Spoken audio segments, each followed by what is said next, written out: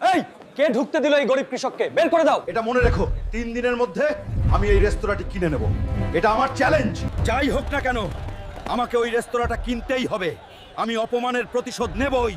দাদু, শুনেছি তোমার কাছে একটি বিপজ্জনক গুপ্তধনের মানচিত্র আছে, ওটা আমাকে দাও। এই গুপ্তধন পেতে হলে তোমাকে অবশ্যই ভুতুড়ে বাড়িতে যেতে হবে। তাহলে এটাই সেই ভুতুড়ে বাড়ি। আমার গুপ্তধন এর ভেতরে আছে। গুপ্তধন কোথায়? ভূতগুলো কোথায়? আমি কিছুই খুঁজে পাচ্ছি না। আমি এখন ওই রেস্তোরাঁটা কিনবো।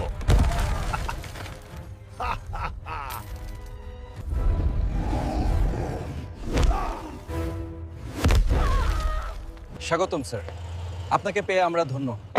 রিজার্ভেশন ব্যানার নামে করা। এই টাকা নাও, এই রেস্তোরাঁটা আমার কাছে বিক্রি করে দাও, নইলে। ঠিক আছে, এত টাকা আমি কখনো দেখিনি। রেস্তোরাঁটা তোমার। স্যার, সেদিন আমি ভুল করে ফেলেছিলাম। আমার আপনার সাথে এমন ভাবে কথা বলা উচিত হয় না। এই নাও কম। আর এই রেস্তোরাঁয় তোমাকে যেন আর কখনো না দেখি।